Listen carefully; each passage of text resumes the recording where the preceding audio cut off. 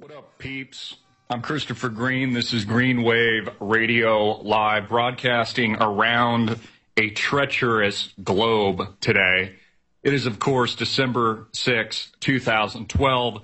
We are steadily approaching the end of the world, and I'll just be frank and honest with you. I really don't want to die. Honestly, think about it for a minute. I mean, I think most of us probably don't. But I'd really rather live. The fact that a comet is going to come and destroy the planet really in the next few days, next few weeks, really is unsettling.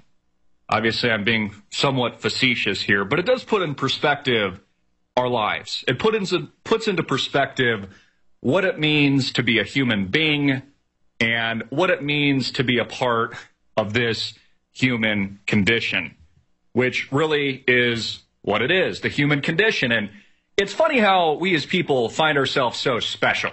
You know, we think we're so special, us human beings. We're so smart. You know how we use, I don't know, what is it, like 5% of our brain or something like that? And we're very self-important. You know, for a lot of people, the world revolves around them and what they're doing. You know, what's on their agenda for today? They're either going to work, doing that. They're spending time with family. They're going to go watch a football game. They're going to go watch a movie. And the world revolves around them. You know, it's just funny how insignificant we really are in the grand scheme of things. I mean, literally, just snap your fingers. And in the grand time scale, that's about the amount of time that we exist on this planet, which, of course, everything has a finite life.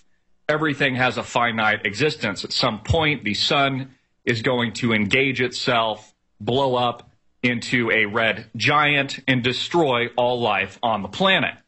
Now, that seems, from our perspective, to be way, way, way in the future, but in the time perspective, it's not too far off.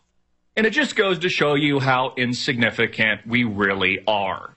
But people don't want to believe that. People want to believe that they're the most important thing since sliced bread, and that the sun and the planet and the stars revolves around them constantly. Like, oh, you're so special, human being. See how we revolve around you? And, you know, people, I guess, are inherently selfish.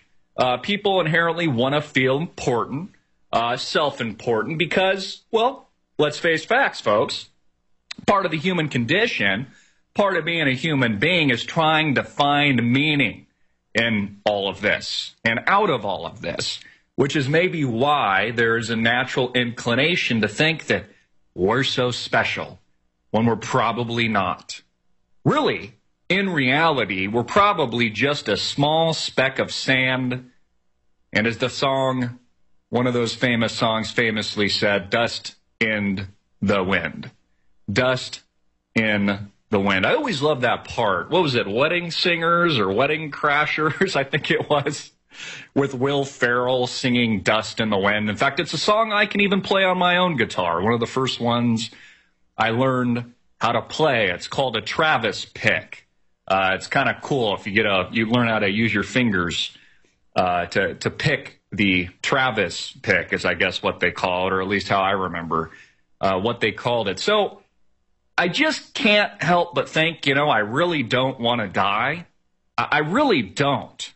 I mean, I just want to live. I mean, honestly, it just kind of seems counterintuitive. I don't know about you, but the whole concept of death, the whole concept of a cessation of existence, that all of a sudden there is an end, doesn't even really seem rational to me. I don't know if that's my own fear, self-defense mechanism that will disallow that, kind of that fighting angst that people have, that literally they'll cling to the last breath, even when it's at the end, even when they're fighting maybe gunshot wounds to the chest, or that last inkling of stage 4 or whatever aggressive cancer it is that they might have. Because, of course, the global oligarchs are poisoning our food, water, air, and our minds to control us.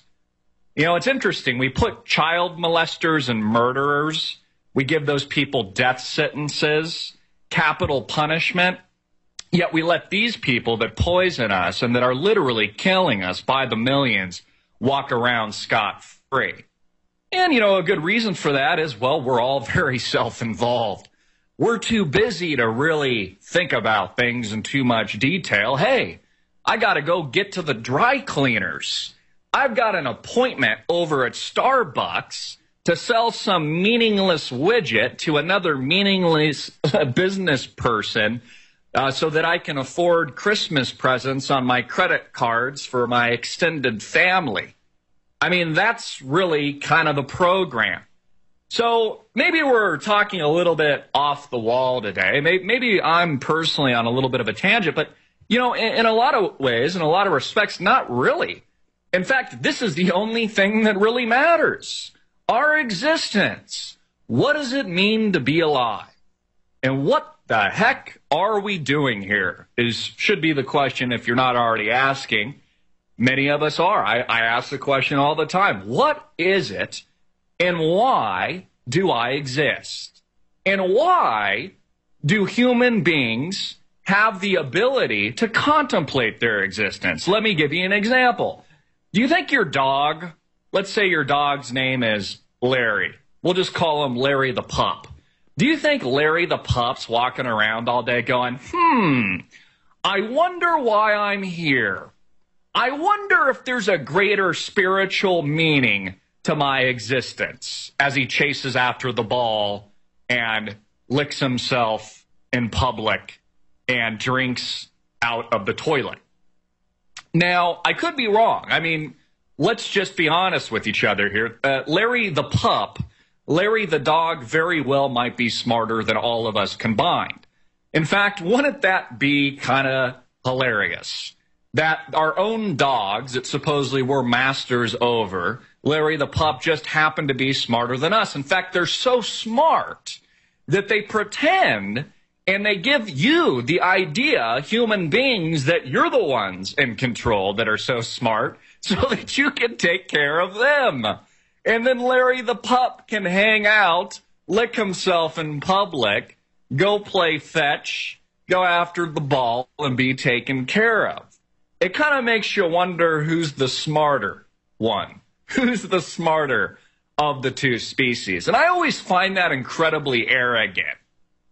I find that incredibly arrogant how Americans think that they're people in general think they're so self-righteous, so self-important. It's all about me. It's all about my happiness. Damn to hell all those other people that get in my way. And it's funny how we identify ourselves, how we categorize ourselves. I'm a Christian. I'm a Catholic. I'm a Muslim. I'm a white guy. I'm a black guy. I have blue eyes. I have brown eyes. I'm Jewish. I'm an Arizona Cardinals fan. I'm a New York Giants fan. I'm straight. I'm gay. I'm this. I'm that. We always have to categorize everything so that we can understand. It really just shows you how absolutely stupid we all are as a human race. Like I said, we really only use a small percentage of our brain. So the only way that we can understand is through, well, blatant categorization. That's basically how we understand things, and it's why we have borders. It's why we, argue over things like capitalism versus socialism, communism versus fascism. And, we should question more. We should honestly question everything. Let me give you an example. People say all the time, including myself, that fascism is bad. But let me ask you this. How many of you have lived under fascism? How many of you have literally lived in a fascist government? That's probably a stupid question for me to ask because it's what we have today in the United States of America. But what I'm trying to get you to think about is putting your logic and putting your predisposed ideas to the test. People tell us communism is bad. Well, have you ever lived in a communist government? Have you ever been a part of communism? Have you? People say capitalism is good. Well, have you ever lived under capitalism? I mean, I guess what I'm trying to say here, and this reminds me of seasteading, which many of you have probably heard of before. In fact, a couple Silicon Valley billionaires with nothing better to do but money to spend have been investing millions, if not hundreds of millions of dollars into something and kind of an idea called seasteading, where literally they're putting to work all these millions of dollars to build seasteads out on the open sea off the coast of San Francisco. Hence, all these Silicon Valley billionaires. And the idea is to have competing seasteads where we can live real-life examples, different types of governments. In fact, one seastead could be fascist, and it could be ruled over by a fascist leader. Another seastead could be socialist. Another one could be communist. Another one could be anarchist. And you could have all these competing environments actually put to the test in a real world and real life experiment. Now, I'm of course not endorsing fascism, communism, socialism, anything like that. But wouldn't it be interesting to actually have a real life experiment? Another experiment I think we should have is I talk about all the time how government is actually obsolete. We no longer need government anymore. In fact, government, in my opinion, is just a bottleneck now to real, true freedom. Why would I need a government? Our government here in the United States is insolvent. Our government here in the United States of America is bankrupt. So why do I need one? Why do I need a government? Why do I need a government to tax me into infinity and to print worthless currency out into the future to destroy my cost of living and the standard of my living? Why? Why do I need a government by force? And if I don't pay my taxes, they throw me in jail or kill me. Use that money and then grossly mismanage it into insolvency. How is that an efficient government? How is that an efficient system? Why do I need a government? People say, well, Christopher, we need infrastructure, right? Who's going to build all the roads and bridges? Well, I look around me and the American infrastructure is actually crumbling, meaning that the government isn't even doing a good job of providing those basic services. So I ask the question again, why do I need a government? Why do I need these leaders, people like President Barack Obama, forcing rules and laws and tyranny down my throat? Why do I need a government? And the more I ask myself why do I need a government? Why do I need tyranny? Why do I need these forced rules, legislations, and everything else forced down my throat? I come to the same conclusion. I don't. We don't. We no longer have any need for government, period. Let me give you another example. You remember there was something in the olden days? This is when you had to ride a horse and a carriage around. It was called a bookstore. You remember those? You remember how you used to go to bookstores and you honestly had to sift through in alphabetical order, actually gas up your car, go down to the store, walk inside, try to find your book, and then meander through all the bookmarks you could buy, wait in line, and then pay and try to pay for your book, an overly priced book by an aggressive, puberty, angry-stricken teenager. You remember that? You remember Borders Bookstore? You remember that back in the olden days? No longer exists. Filed bankruptcy because it's obsolete. Because I can go online and buy an e-book now. Why do I need a physical book? Why does the bookstore need all that overhead? Why do they have to pay all those puberty-stricken teenagers and maintain and pay for electricity and all that kind of stuff? Why do we even need that? Well, the answer was we didn't. We no longer do. It doesn't work anymore. Same thing with government, hence bankruptcy. It's exactly where the United States is today, bankrupt. So I ask the question again, why do we need this government? We don't. We don't need controls. We don't need these laws. We don't need them forcing these bills, these executive orders. I don't need President Barack Obama taking away my guns. I don't need him taking away my liberty. I don't need him taking away my freedom. Government is obsolete. I'm Christopher Green. We'll be right back. Hard-hitting and in your face. Yeah, some folks are made to wave the red, white, and blue. Others are just made to be pure zombies. You know, see how fat that they can get. See how many Carl's Jr.'s and McDonald's burgers they can stuff down their throats. And, hey, it's the American way. Well, you know, America is doing such a great job spreading democracy all around the world. And, of course, yeah, I've been talking about this for years now. Just, you know, what a great job America is doing, democratizing the Middle East. I want to show you, in fact, I wish I could play this video. In fact, we will once we start getting our video feeds up for our radio show. But I'm just going to play this in audio format. I want you to hear how great things are going over in Egypt right now since the United States helped topple Hosni Mubarak. I just call him Dick Mubi. It's an easier name to pronounce. Remember how we were told he was a dictator? Get that dictator out of power, is what everyone was saying. What a dictator! Get him out of there! You know, Hillary Clinton's up, you know, on TV like, oh yeah, we just helped seed Hosni, or we just helped help the revolution over there so we could put Mohammed Morsi into power and establish a democracy. Oh, the people really want this. It's going to be so great. You know, the United States just interfering in the rest of the world. So this is less than 6 months, as it is today, December 6th, less than 6 months since Mohammed Morsi, leader of the Muslim Brotherhood, has been seated into power courtesy of the United States. And I want you to listen in on how great things are actually going.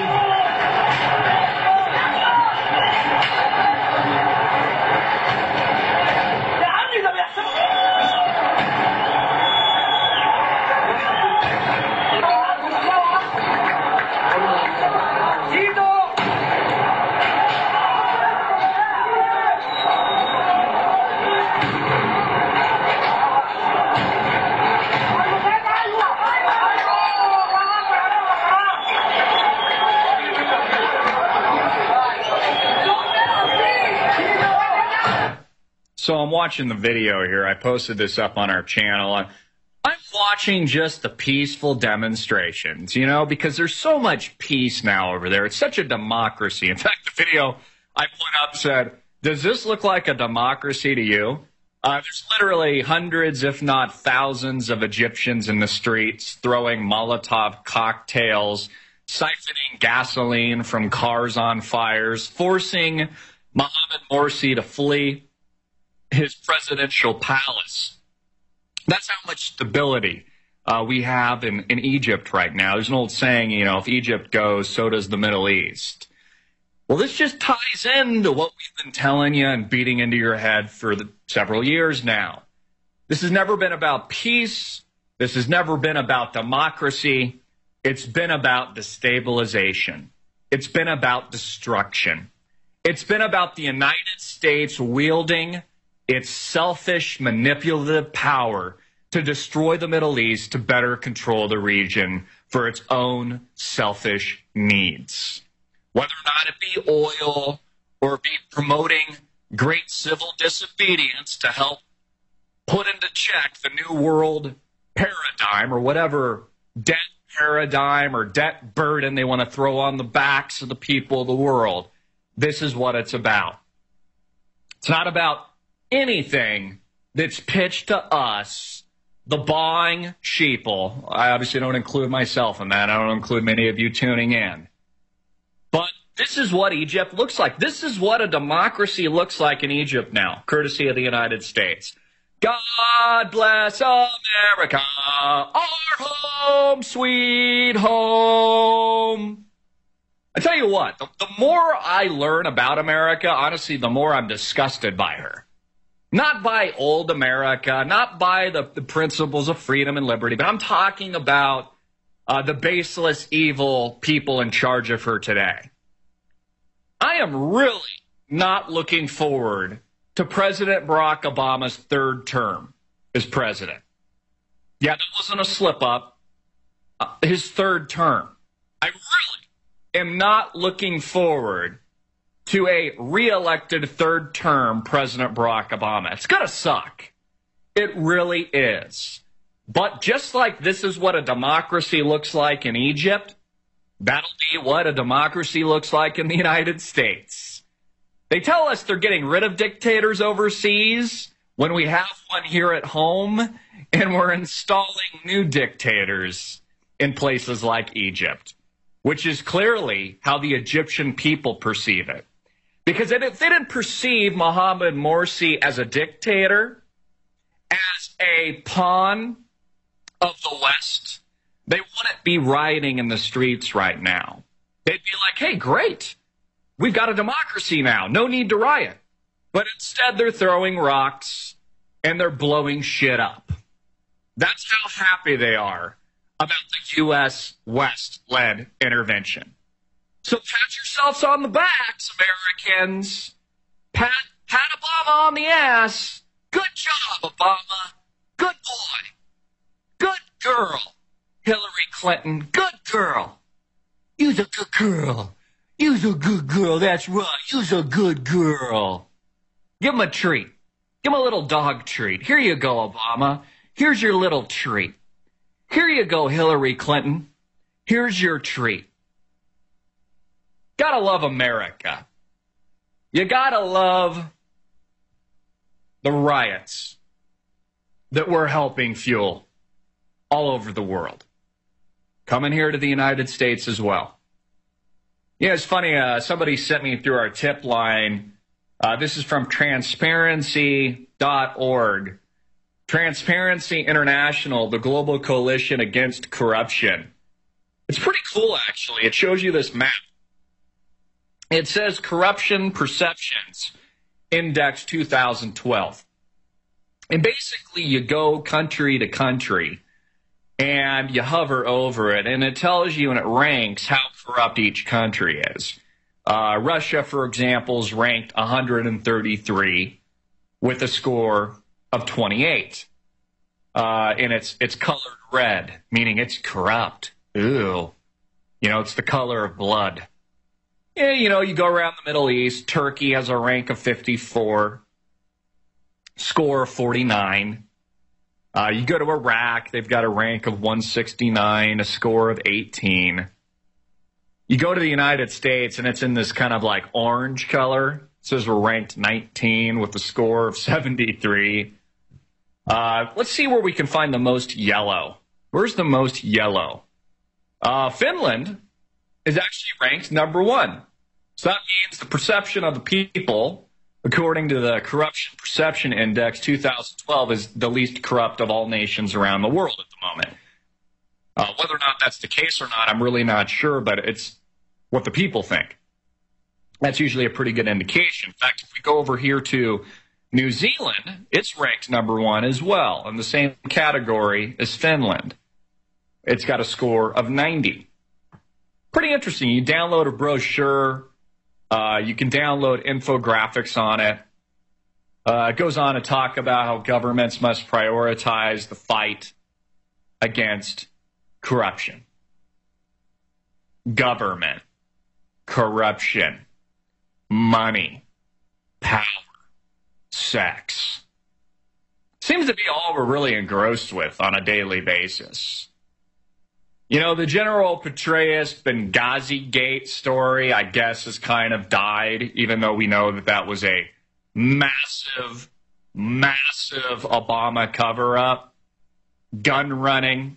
I mean, literally, President Barack Obama has blood on his hands funneling guns not just to the south of the border here down in Mexico, which has killed American civilians, but running guns through the Middle East. People like Christopher Stevens, albeit a part of the CIA, dead, along with 3 others. Thousands, if not millions of people dead overseas. This is what your government looks like. This is what it's all about. Death, violence, blood, corruption, sex. This is what I guess the United States stands for. Really ugly. Really sad. Think about that for a minute, America. Accountability. Is there any accountability anymore? In fact, I read a statistic.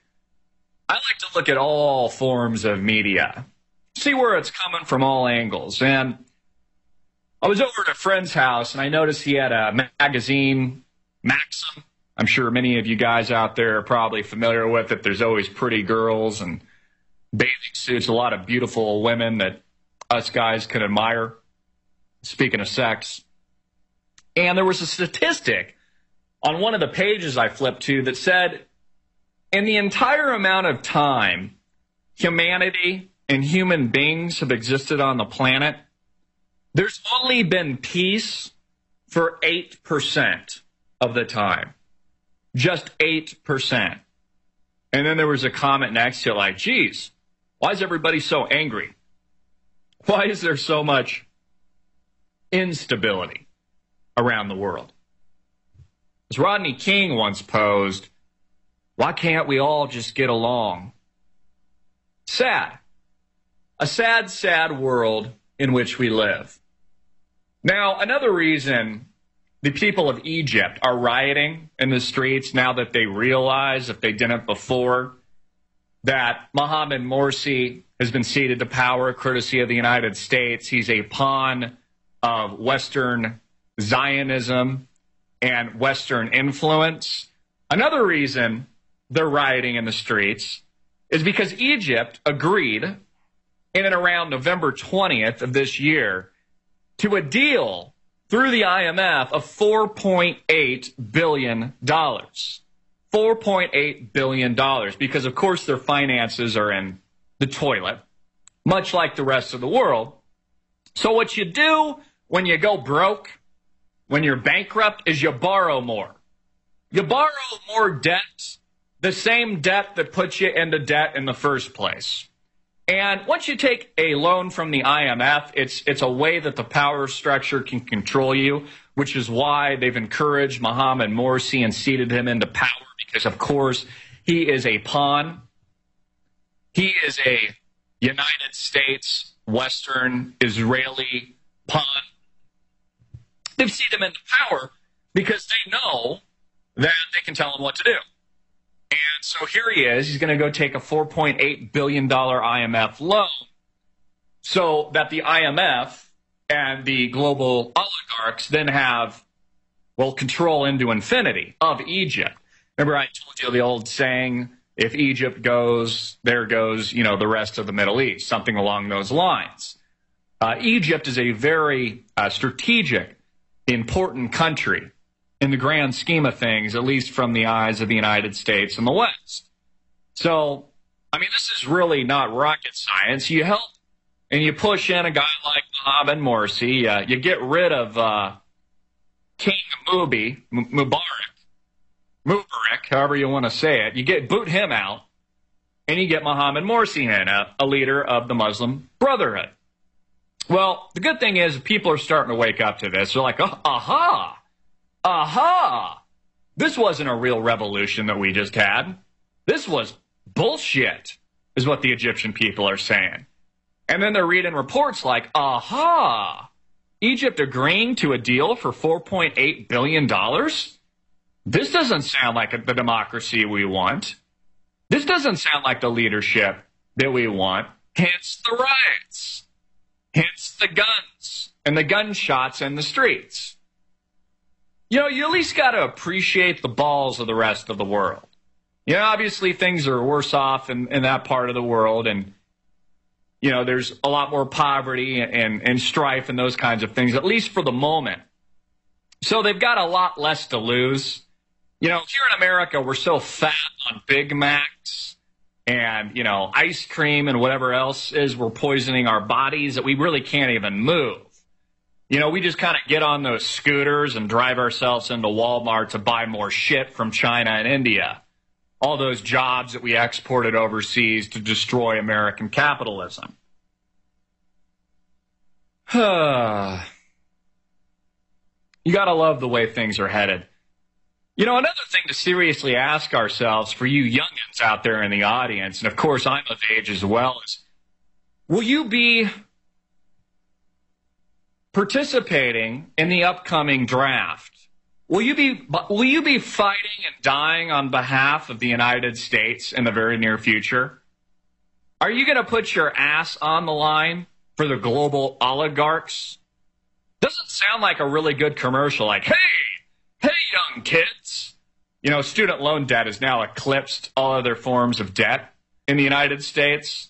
Isn't that interesting? Student loan debt eclipses credit card debt. Hey, youngins, how'd you like to go and die for the global oligarchs? Does that sound fun? I don't know. These are questions that we definitely have to ask ourselves because there will be a draft in the not too distant future. And, you know, it'll be interesting to see how they pitch it. All right, everybody, we are back. Had a little crash, lost the feed. Those damn global oligarchs screwing with my radio show. It tends to piss me off. Producers, can you hear me?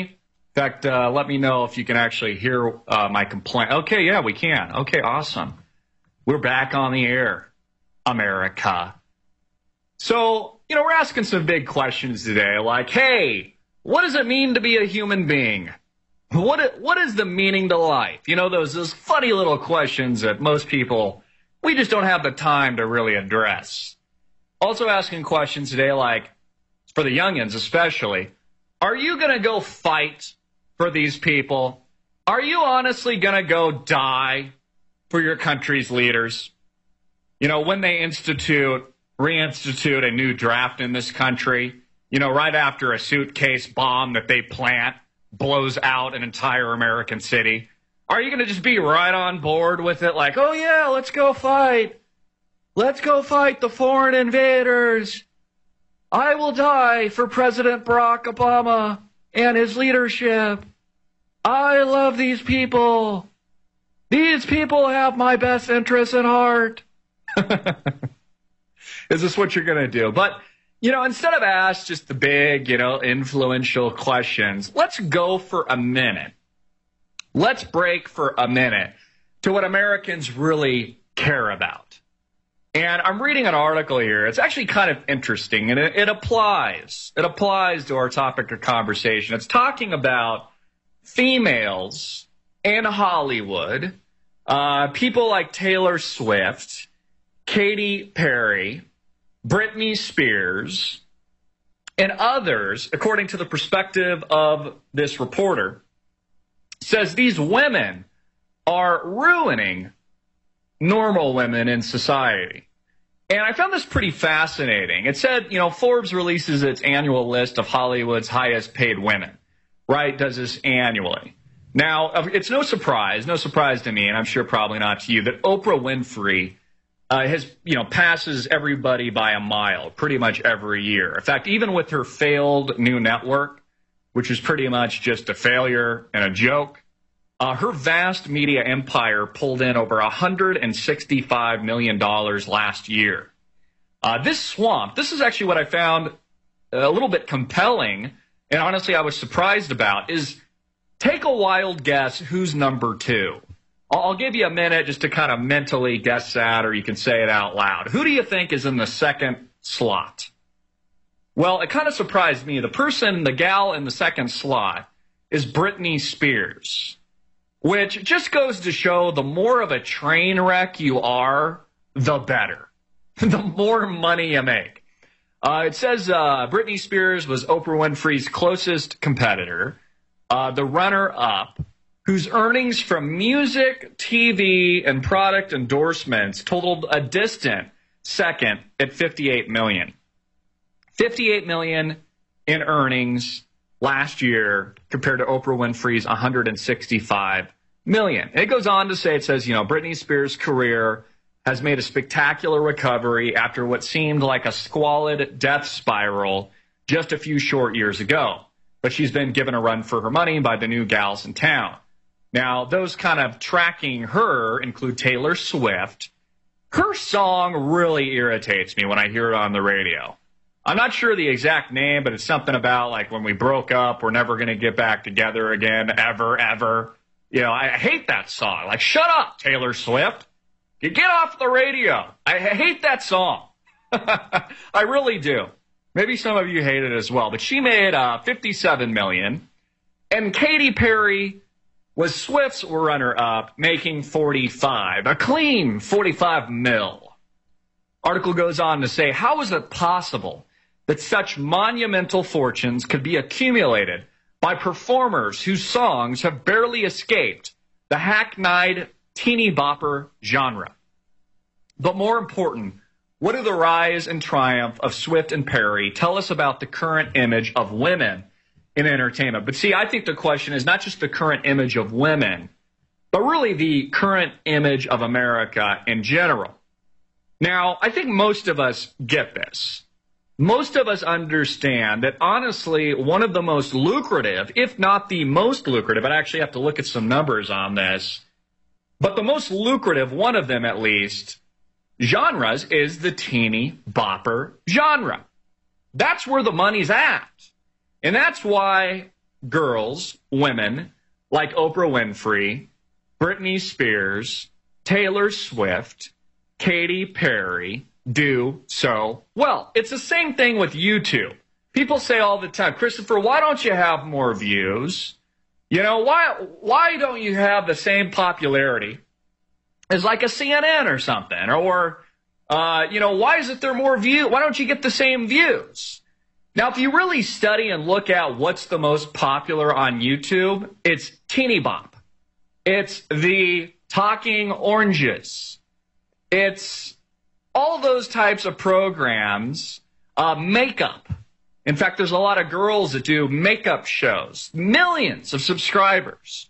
It's the Shay Tards, Shay Carl, him and his kids, doing a reality show. Who do you think that audience is? It's the teeny boppers. It's the tweens, as they like to call them. And it's interesting how corporate America gets to you younger and younger all the time. It's like McDonald's, for example.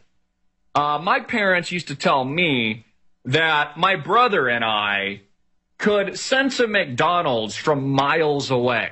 That all of a sudden we'd be sitting in the back of the car. My parents wouldn't even see a sign. They'd be in the middle of nowhere, and they'd hear from us, Donald's, Donald's. And they'd be like, how is there a McDonald's out here? We're in the middle of nowhere. And then sure enough, we'd go a mile or two, and there'd be a McDonald's. Now, how is it that myself as a kid and kids around the country and the world today, how is it that they recognize McDonald's? How is it that they've already been brainwashed at such an early age? I was watching a friend of mine and their newborn, their new kid, watching TV the other day, and I was just kind of looking at him going, man, like, how is this affecting this kid's brain? I mean, he just commercial after commercial. We were watching the Disney Channel, and after the show or whatever cartoon it was that they were watching, it's like, hey, get this new G.I. Joe or whatever it is, or whatever the equivalent is today. I'm not really too up to speed on the toy genre. But they get to you younger and younger. That's why they control the education system, and that's why they control the media. In fact, the media And through the commercialization of America, I would argue is more powerful. That is the education system. TV. I mean, most people, their entire lives have been dominated and influenced by popular culture and entertainment. They get to you as young as they can. And that's why we become adults and we think we're thinking for ourselves, but we're really not. We are thinking exactly how they want us to think. Exactly how we've been influenced. The teeny bop world in a teeny bop generation. In other news today, according to Gallup, U.S. unadjusted unemployment shoots back up. Now, remember, they put out fraudulent numbers right before President Barack Obama's reelection campaign. They just rigged those numbers, make it look a little bit better than it was. In fact, a lot of people came out, not just myself. A lot of mainstream people said these numbers are wrong. I mean, this is a fraud. Many people talked about this, but, that's just what they do. Rig shit. Rig the financial markets, rig the stock market, rig the jobs number. They'll rig anything they need to, and they'll kill you if they have to as well. They'll put a bullet through your head if you get in the way. Just take a look at Andrew Breitbart. First thing they did, put a bullet in his head. Threaten President Barack Obama, you're dead. That's how these people roll. Hey, that's what a free-loving America is all about. So anyways, the numbers are finally probably reflecting a little bit more reality here, although, of course, they're still heavily manipulated and guarded by the administration. Of course, doesn't take into account all the millions of people that have just given up entirely, just said, thrown in the towel, and basically, some of these people just probably choose rather blow their brains out than look for another job. But the unadjusted, Gallup's seasonally adjusted unemployment rate is 8.3%, so it's now above 8, nearly a 1-point increase over October's rate. I wonder what the unemployment rate will be, the real unemployment rate, when President Barack Obama is reelected for a third term. Third. Oh, I'm really not looking forward to that, America. I'm really not looking forward to where this is headed. Well, we're approaching the end of the year today. We're approaching the end of the year just in general. Got a lot on our minds. We've got the end of the world on our minds. It's kind of like a song. We got Mayan prophecy on our minds. We've got war on our minds. And we've got tyranny up close and personal in the form of the U.S. government forcing their agenda. Not just on innocent Americans, all the world. I'll be right back. Everybody stay tuned. We got to go to a short commercial. This is Green Wave Radio Live, hard-hitting and in your face. What's up, ladies and gentlemen? You now entering the Daily Wave, hosted by Mr. Christopher Green himself. Oh, me? I'm just a fellow truth speaker. I go by the name of Doctrine. Welcome to the Daily Wave, starring Christopher Green. Welcome, everybody. Christopher Green here, hard-hitting in your face. My show is serious as a nosebleed. Grab your Kleenex. You're going to need it. You might just shit your pants. Interesting. I'm going through some of the most heavily viewed YouTube videos at the moment, and it's kind of cool. At least the videos that are trending right now, I've kind of enjoyed watching. Usually it's just, talking orange bullshit. Like, hey, I'm a talking orange. It's just like they puke on the screen, and all the tweens are like, awesome. And, they share it to like a gazillion people. Everyone farts themselves. But some of what I've seen over the past few days, at least, has been kind of cool.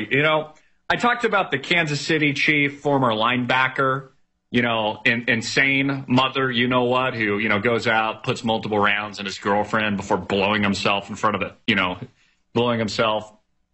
shooting himself in front of the team. I get my little piece of that. I think about, 85% of you probably understood it. The rest of it are like, I don't get it, Chris. I don't get your opinion on this one or whatever. But what I found kind of cool and really interesting, and it's one of the videos that I actually enjoyed watching that happens to be trending with over 1 million views, is a statement made by Brady Quinn.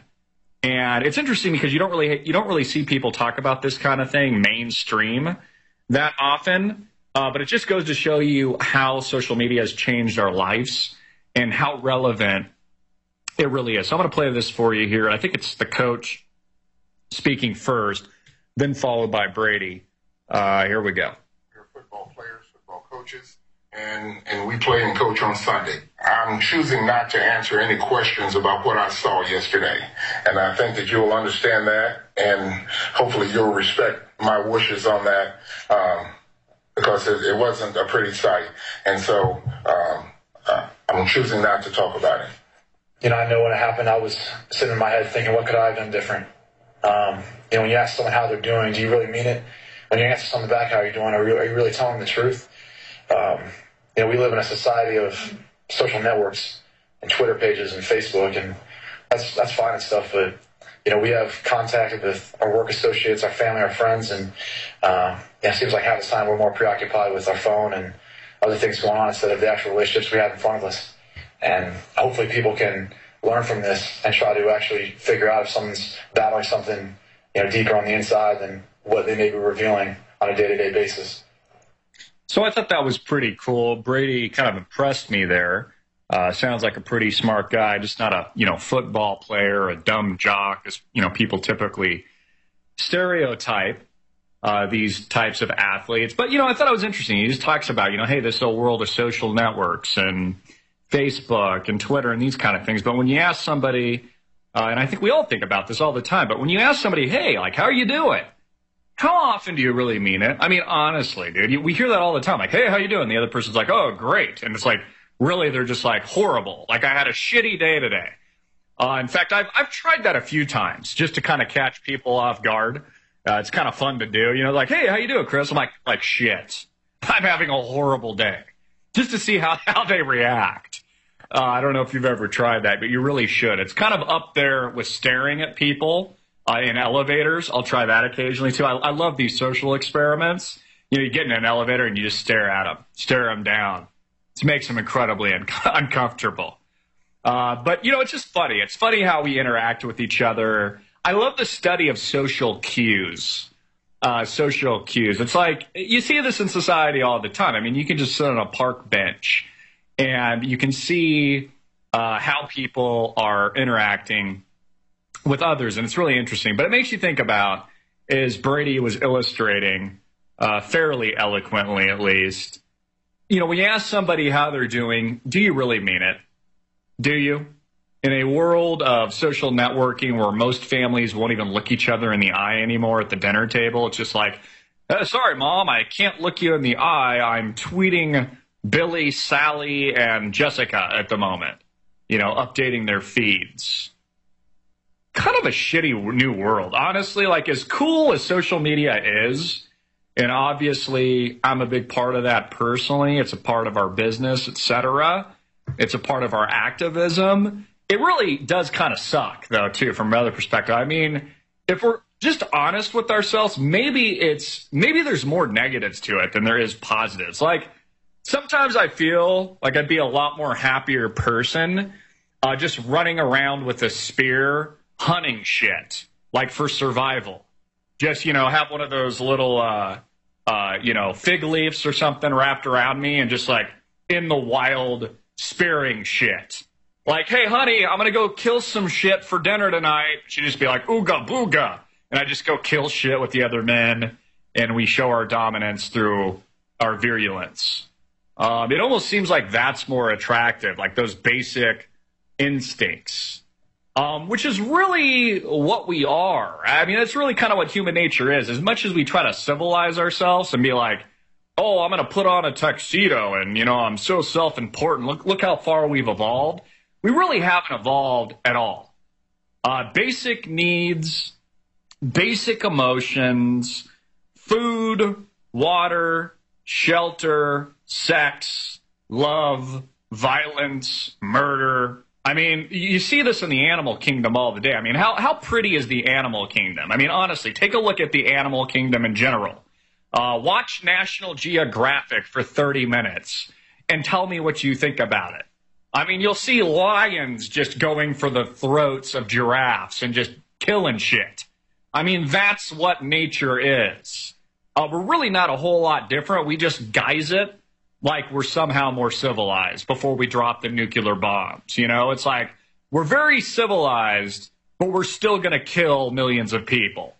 You know, we're still going to put tragedies and we're still going to, you know, place world wars and involve ourselves in international conflicts. We're just going to do it and pretend like we're of rational mind, that we're not just a bunch of crazy animals running around killing each other, which is pretty much what we do today. It's interesting to think about all this. At least I think it is. I think about this stuff all the time. So a lot in the news today, of course, President Barack Obama, the little twerp that he is with his fake grin, owning it on the unemployment rate above 8%. Now, this I thought was pretty interesting. Obama's official swearing in, his inauguration, will be private. That's pretty typical.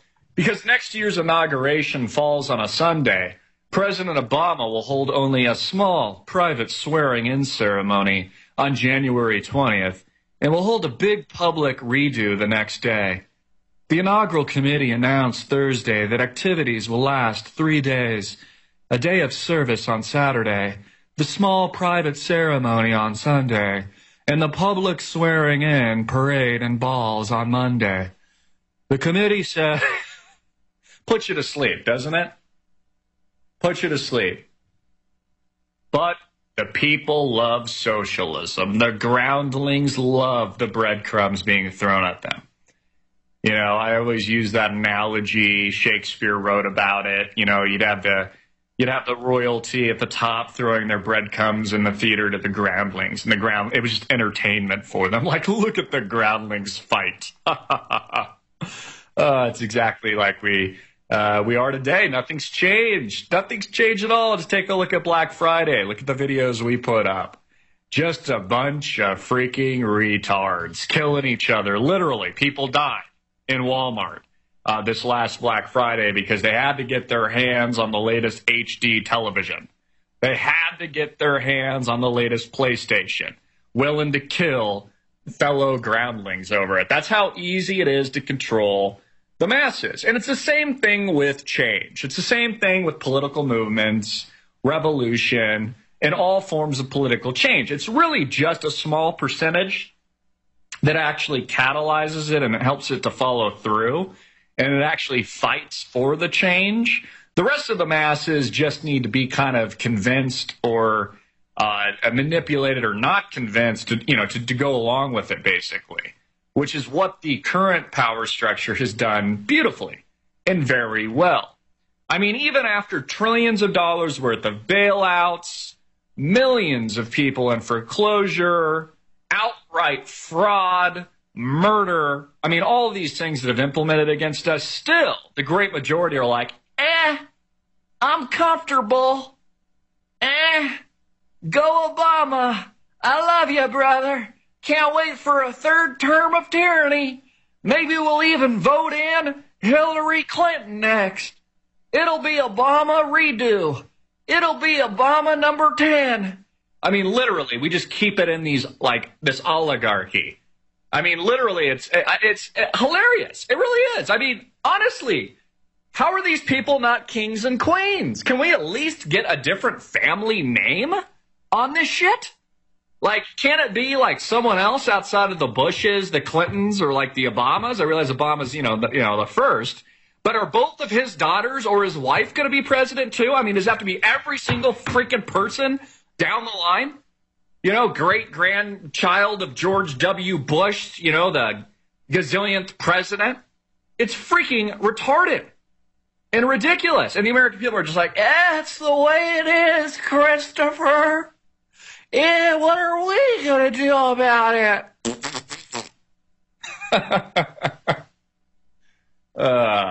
I cracked myself up. I was reading that article about the private ceremony on the Washington Times. It's cool. Well, not so cool, but interesting how they pretend that we have a free media. Like, here you go, groundlings. It's a free media. Check it out. Even though it's completely manipulated and strangled with one single viewpoint. I love that. I find it very interesting. So a lot in the news. Of course, Egypt, I touched on this, been touching on this throughout the show. Absolute chaos, 7 dead, hundreds injured, thanks to the United States. This is what a democracy fueled by the United States looks like. Guns blasting through the streets and Molotov cocktails being thrown at Mohammed Morsi. That's what the Middle East looks like. Great job, America. Love you guys. You're doing a fantastic job. And they are. I'm being cynical. They are, because the order of the day is complete chaos, which is exactly what they want. So in that respect, they are literally hitting the ball out of the park, hitting the cover off the ball. In other news today, U.S. approved arms for Libya rebels fell into jihadists' hands. Pretty interesting article out of the New York Times. The Obama administration secretly gave its blessings to arm shipments to Libyan rebels from Qatar last year. Well, no shit, Sherlock. But American officials later grew alarmed as evidence grew that Qatar was turning some of the weapons over to Islamic militants, according to United States officials and foreign diplomats. Now, the bullshit meter on my desk right now is freaking going off. Bullshit meter, trying to play it off as if our government officials are now concerned. Like, oh, my God, the weapons that we're trafficking over there are going to Islamic militants. No, they've known this the entire time. Who do you think they want to get the guns and weapons into the hands of? They want Al-Qaeda armed to the teeth. They want them blowing up shit. The United States is planning the bombing of American cities. Come on, this is how they implement the police state, people. Blow up shit. Scare the groundlings, the living hell out of them, so they're begging for the New World establishment. So they're begging for it. So they're on their knees crying. Tears, please, Obama, save us now. Take away all my freedom and, data mine my social media for me. I talked about those articles and those stories. This isn't new news, but of course, everything you put out in the form of anything is tracked. If you put out a text message, let's say 2.5 years ago, that said something about a political figure or had a political opinion, and the government doesn't like it, they will go back retroactively in the future and they'll throw you in a concentration camp for it. Be like, well, sorry, Bob. You put in you texted your friend in 2004 something about the American government that we didn't like. And you see, now that we're running a tyranny state here, we're putting you to death. I mean, why do you think we have all these controls? Why do you think we have the data mining companies? Why do you think we have these multi-million-dollar facilities in places like Colorado categorizing all this stuff? So it can be used against you. I always think it's funny how people think, people like me take such great risks. We just barf it up all on the table. We're like, people like me are just like, you know what? Screw it. We're being tracked and data mined anyways. I'm just going to say whatever the F I want. So we're building massive personal databases on ourselves. But the thing is, it's not any different from what all you are doing. You think you're, secretly texting your friend like, oh, I'm gonna share this thing with him. I'm gonna text him. Nobody will see it. Bullshit. Logged, data mined, forever. You ever make a mistake? You ever say something you didn't mean? It will be used against you. Welcome to tyranny. Welcome to the police state. They've got you by the balls. They've got you exactly where they want you. And if need be, they're going to kill you. Okay? And that's not me being overly aggressive or emotional. They will kill you if you get in the way. Now, we need to recognize that. I tell people all the time, people that don't believe, for example, that September 11th was an inside job, etc. I just tell them, well, think for a minute if it was. Just take for a minute. And let's just say we know it, you know it to be true. It's a fact that 9/11 was an inside job. The United States and the federal government murdered innocent civilians to achieve military objectives here at home and across into the Middle East. Now, how does that change your opinion. That'll be the next question I ask. How does that change your opinion of your government? And they'll just kind of look at me. Their eyes will open up like, well, it's almost like they can't respond. Well, of course it changes everything. I mean, look, if you actually understand and realize that your government's willing to kill you, and they will kill you and do anything that they need to do in order to achieve their objectives, it changes how you feel about your government pretty drastically. Very interesting to think about. Something we all should think about. Libyans, I'm looking at a picture here in Benghazi showing them last year in front of a Libyan flag and a Qatari flag painted on the wall. It says, no evidence has emerged linking the weapons provided by the Qataris during the uprising against Colonel Muammar Gaddafi. So it's going all the way back to the Libya invasion, of course, which was armed by President Barack Obama. He's got blood on his hands. He murdered Muammar. Actually congratulated himself on it, too. Remember, he gave the speech like, hey, I just killed Muammar Gaddafi today. Isn't that great? And the American sheep are like, yay, good job, Obama. You're a freaking murderer. Good job. Good job. Hopefully you don't kill us. Yeah, get the bad guy. Get the bad guy. Live, surfing the big bad wave of freedom every Tuesday and Thursday around the world, and weekdays at amtvmedia.com, and, of course, across our syndication network on YouTube. Let's go see if we can go to a few calls here. Looks like we got a few in the queue. Let's go to a 314. 314, hi, you're on the air. What's on your mind? Hello. Yes, hi. Oh, great. I'm having a little trouble with my connection to you here. Is this Kevin Barrett? No. Oh, I just have to laugh at that. Obviously, wrong number. We must be really popular today. We got people randomly calling us. Okay, here's a report I wanted to talk about. High-income Californians may pay nation's highest tax rate. I'm still laughing about that. Thanks to passage of Proposition 30 last month, high-income Californians would pay the nation's highest marginal income tax rates, nearly 52%, if President Barack Obama and Congress fail to make a deal to avoid the so-called fiscal cliff. Fiscal cliff. Ooh, so scared. I'm so scared. I just pissed my pants. Did any of you? I am so frightened and terrified about this fiscal cliff. Who cares? Let it burn. Let it burn. I want to see this whole ship go down. Yeah, baby. Go down. Burn it to the ground into bankruptcy, America. This is a failure of a country. This is just BS, telling us that the fiscal cliff, we're supposed to worry about this. Another fabrication. Of course, they're going to roll in, save the day, raise the debt limit into infinity, congratulate themselves. They'll be whacking themselves off to it like, look what a great job we did, everybody. We raised the debt ceiling into infinity. Isn't that awesome? Yeah.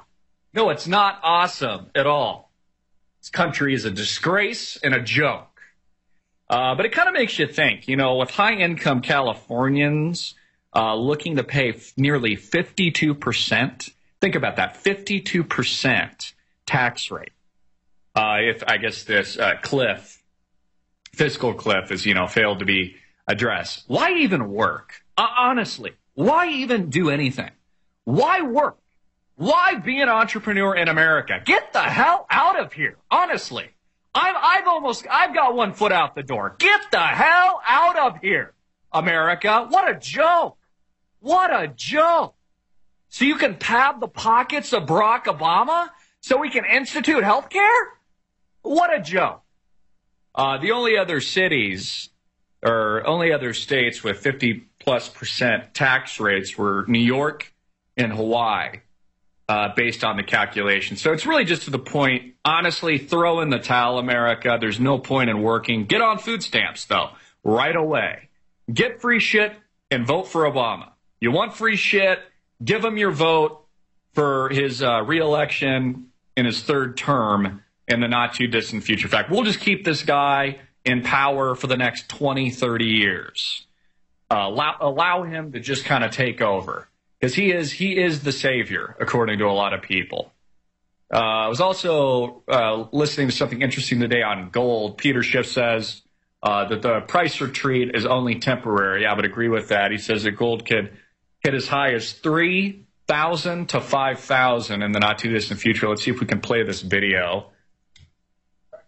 Pulling under the $1,700 an ounce level in recent trading days and starting today at a 1-month low. We're joined now by Peter Schiff, president of Europe Pacific Capital, and a long-time bull on gold prices. And Peter, I will note we had a bit of a sell-off last December as well. Is this a seasonal thing? Is this tied to perhaps that we will go over the fiscal cliff and that's good for the dollar? What do you think is going on with gold right now?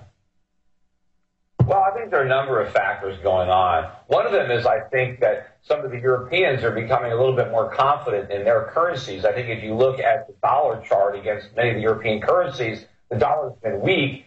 And I think this has given maybe a reason for some of the Europeans who have been buying gold as a hedge against their currencies to take a little profits. And so that might be why you're seeing gold weak and the dollar weak simultaneously. Also, there's a lot of capital gains out there. Maybe people are trying to take some profits ahead of the increases in income that is going to hit in 2013. So you got that going on. I think you also might have a lot of redemptions from some of the hedge funds that are more exposed to this area as people are trying to rearrange things, preparing for 2013. So I think you have other factors that might be influencing. But even if you consider those factors, the price of gold has barely gone down. The uptrend is still intact, and I think it's going to, gold's going to go a lot higher, particularly if we avoid the fiscal cliff, because avoiding the fiscal cliff is actually bearish for the dollar, bearish for the U.S. economy, and bullish for gold. And you've been a mega bull on gold for years. Yeah, see, I agree with that. Avoiding the fiscal cliff, which is exactly what's going to happen, they'll just, raise the debt ceiling into infinity, will only fuel precious metal and gold prices even higher, because it, of course, confirms the collapse. Every time they raise the debt ceiling, unload a new quantitative easing package or Operation Twist to infinity, it only stimulates gold, silver, any kind of tangible commodities, any types of assets in those categories are going to do well and are going to perform. So could gold hit 3K, 3,000, 5,000? I mean, it's anybody's guess. People like Peter Schiff are saying so. Anything is possible, but I will tell you this, it'll perform a lot better than, other dollar-based, fiat-based equivalents. It'll be interesting to see where the market goes. It's funny, I'm reading a lot of stories today like, hey, the people just don't believe in the market anymore. Well, the market trades at 13,000 today. So, we are right back where we were pre-crash 2008 or close to it. I say, why don't we jack the thing up even higher? I say they jack the stock market up to like 50,000 on the Dow. Why not just take it up to infinity? And then we'll reel in the mother of all crashes. Then we'll start taking out, we'll just totally destroy America from there. But in the meantime, why don't we jack it up higher? Screw it. Let's do it. We're already printing money, out of nowhere. So, it's not backed by anything. So take it higher, baby.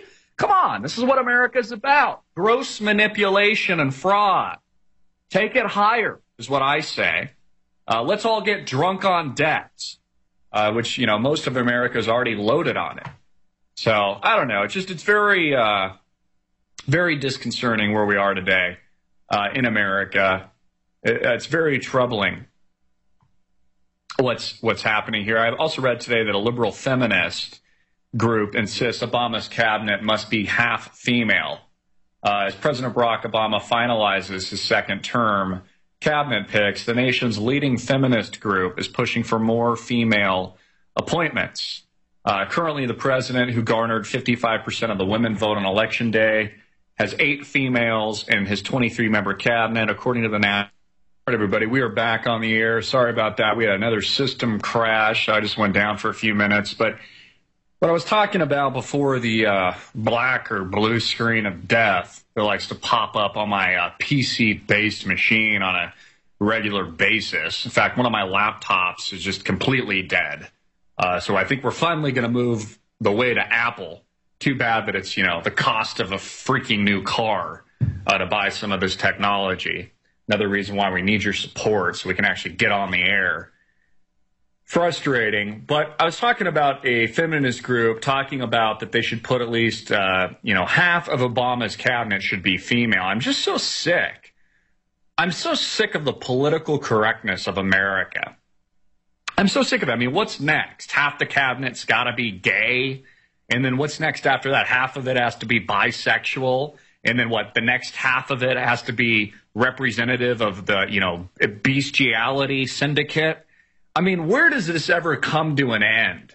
It doesn't. I'm tired of the bullshit. I'm tired of how politically correct this country tries to be. It's, one of the biggest things that's destroyed it over the past several years. Trying to placate everybody, trying to make everybody happy, trying to, make it some utopic unreality that just doesn't exist. America was founded on freedom, guts, balls, blood, and brawn. And we should do everything in our power to protect those fundamentals, everything in our power to protect the Constitution, the Bill of Rights, the principles of our founding fathers. That means that we should protect against, enemies that are foreign and domestic. And the troubling state of affairs in America today is our worst enemy is here at home. Our worst enemy is our government. It's not Iraq. It's not Iran. It's not Afghanistan. It's not China. It's not Russia. It's not any of these places. It's here at home. The war is in our streets. It is in our homes.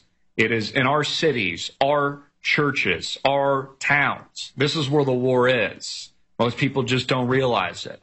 The images that we show of what's happening in Egypt right now, and the Molotov cocktails and the gunshots in the streets are all coming to America.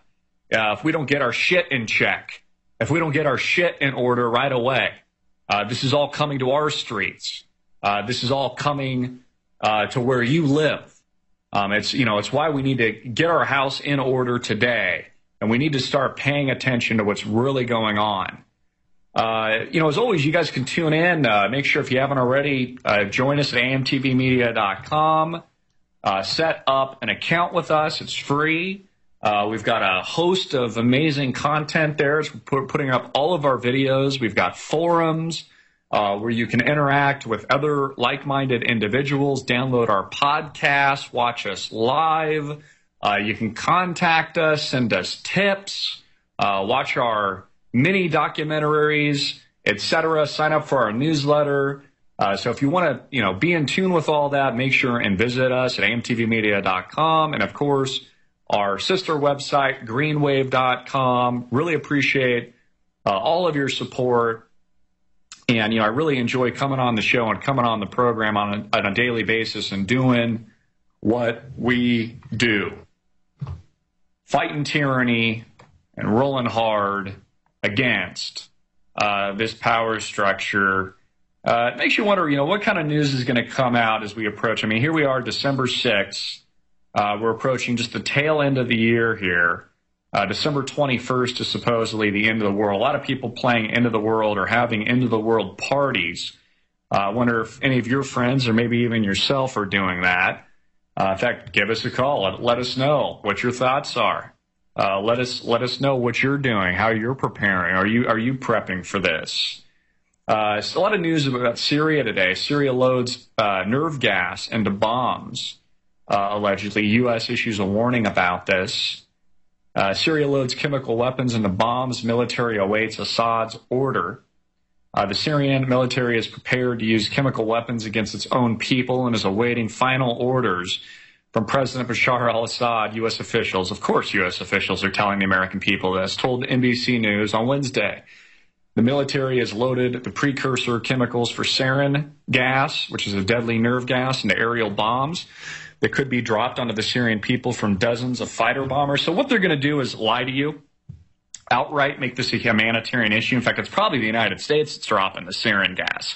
It's probably the United States that's going to drop it on innocent civilians in Syria. And they go, oh, my God, look what Bashar al-Assad did. Now we must invade. Now we must totally take over the country, just like Libya, and spread democracy. Yeah, we know what that democracy looks like, America. Riots in the streets, which is what we have less than 6 months after the ouster of Mubarak and the placement of Western Zionist pawn Muslim brother Mohammed Morsi.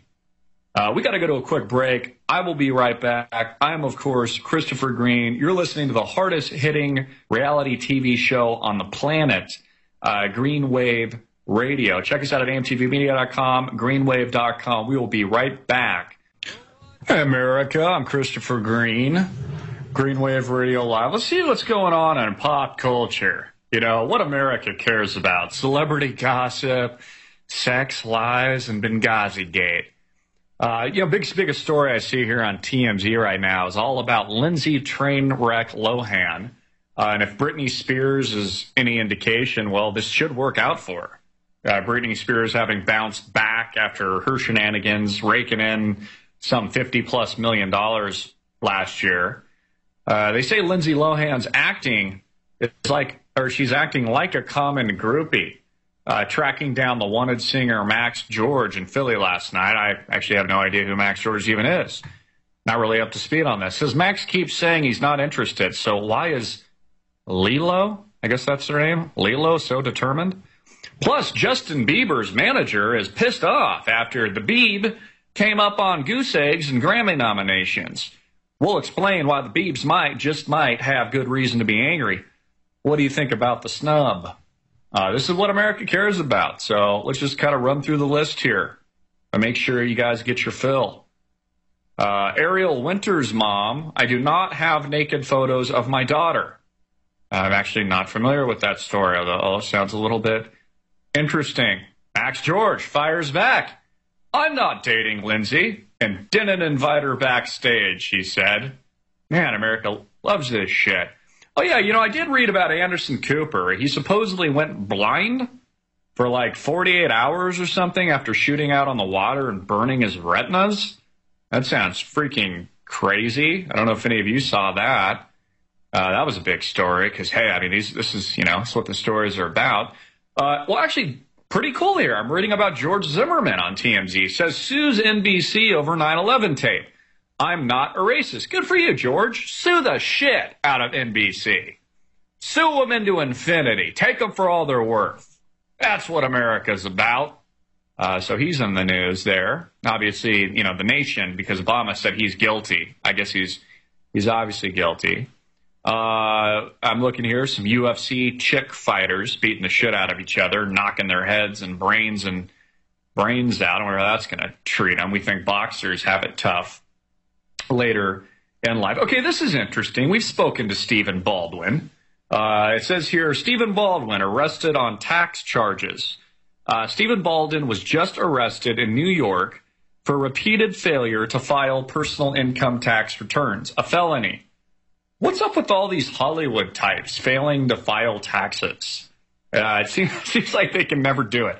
According to the Rockland County District Attorney, Baldwin has failed to file returns for the years 2008, 2009, and 2010, and owes New York State more than $350,000 in back taxes. The DA said at a time when Rockland County and New York State face severe fiscal shortfalls, we cannot afford to allow wealthy residents to break the law by cheating on their taxes. He added, the defendant's repetitive failure to file returns and pay taxes over a period of several years contributes to the sweeping cutbacks and closures in local government and in our schools. If convicted, the usual suspect actor could face up to 4 years in prison. He's due back in court in February. You may recall Baldwin had significant money problems in the past. He filed for bankruptcy in 2009. So, That's what's in the news. Rumors of who Demi Moore's dating. The list goes on and on, et cetera, et cetera. I've never figured out who Honey Boo Boo is. I keep seeing that in the pop culture news. Who is Honey Boo Boo? I don't even really know. Maybe someone in our audience knows who Honey Boo Boo is. I read another article today. It says a Virginia woman is sued for $750,000 after writing a scathing Yelp review. Jane Perez accused Dietz Development of damaging her home, stealing jewelry, and trespassing after she hired the company to work on her house. Dietz development owner Christopher Dietz said he lost $300,000 over it because customers fled after the review. Judge preliminarily sided with Dietz and ordered Perez to remove some parts of her review. So there goes freedom of speech. Don't say anything, even if it's true. You're not allowed to put it out there in the blogosphere. Syria, of course, I talked about the propagandizing nature of what the United States is pitching, saying they're going to, use sarin gas on their own people, how we're just supposed to be terrified about that. President Barack Obama's wife, Michelle Obama, is on the cover of Vogue magazine. That's amazing. Says the First Lady the world's been waiting for. Who likes these people? Honestly, I realize a good portion of the country does. But, I mean, every time I see Barack or his wife, I puke in my own mouth. And then I have to swallow it back down. I mean, that's honestly my reaction. Let's see here. What else? Skyfall, the Hollywood Bond movie, now Britain's highest grossing film in history. They're also reporting that Bashar al-Assad will be eyeing Cuba, Venezuela, for asylum if he flees. You probably saw the story on, what is his name? John McAfee, founder of the McAfee antivirus software. I believe he's in Guatemala now. He's been evading police for all this time. Now he's seeking asylum. It's crazy, these people. They're crazy. You crazy, McAfee. You crazy, dude. You're totally nuts. You're totally crazy. I don't even know what my accent is right now. I have no idea. I'm looking at a picture here of President Bashar al-Assad and his wife. It says here that the embattled Syrian president is considering the possibility to claim political asylum for himself, his family, and his close circle in Latin America if he has to cede power, a newspaper reported Wednesday. Syria's deputy foreign minister held meetings in Cuba, Venezuela, and Ecuador over the past week. That's where Julian Assange had been seeking asylum, and brought with him classified personal letters from Assad to local leaders. The Israeli newspaper Haaretz reported. Some Western and Arab countries have previously offered embattled Syrian President Assad to seek asylum and protection for his family if he leaves power. But the window of opportunity seems to be closing. On Wednesday, UN Secretary General Ban Ki-moon hinted that he would not favor an asylum deal for Assad as a way to end the country's civil war. He was asked Wednesday about the potential for such a deal, and he refrained to comment directly on the matter, but told the Associated Press that the United Nations doesn't allow anyone impunity. He said whoever commits gross violations of human rights must be held accountable and should be brought to justice. Totally agreed, Ban. Totally agree with you, Ban Ki-moon. That's how you say your name. Let's get these guys on the chopping block right away. Line them up. Line them up, baby. Get them on the chopping block. Line up all these politicians. Of course, he spoke on the sidelines of UN climate talks in Qatar. Assad vowed in an interview with Russia Today last month that he would never be forced into exile and that he would live and die in Syria. So that's how they're pitching it. They say that Assad is becoming desperate. That's why he'll use chemical weapons on his own people. With news of Syria's former foreign ministry spokesman defecting on Monday and leaving the country's most probably to the United States, prospects of the downfall of Syrian regime are growing. This, of course, has been going on for more than 18 months now. Now, the United States is worried that an increasingly desperate Assad, provoked Assad, could resort to the use of chemical warfare or lose control of them. Reuters reported U.S. Secretary of State bitch Hillary Clinton as saying on Wednesday. So, of course, manipulate the American people into more war, lie blatantly and say that Assad will use these chemical weapons on his own people. That'll give America and their tyranny regime every right and the necessary international support to go in and murder Bashar al-Assad. In fact, they can just line him up next to Muammar Gaddafi. In fact, why don't they just drop him in the sea? Like Osama bin Laden. Remember how they lied to us and said that was a part of Muslim burial rites or something like that? Like, oh yeah, we found and killed the most dangerous man in the world. But instead of actually taking his body and studying it and getting like DNA confirmation on this shit, we just dumped it in the ocean and let it sink to the bottom of the water. That's what we're expected to believe. I mean, how dumb is this? How dumb do they think we are? Honestly, we're dumb.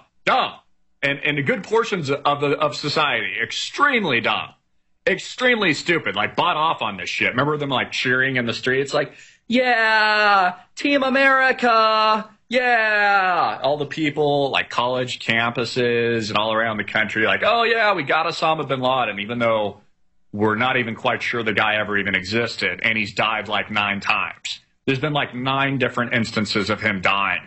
And they just use it anytime they need to propagandize something. So the fact that they're trying to convince the American people and convince you that Assad is desperate, that he's going to use chemical weapons, is just another smokescreen for more war, more death, more violence, all led by President Barack Obama. And if it's not President Obama for a 3rd term, they'll just change the rules and probably just burn the Constitution in the next few years.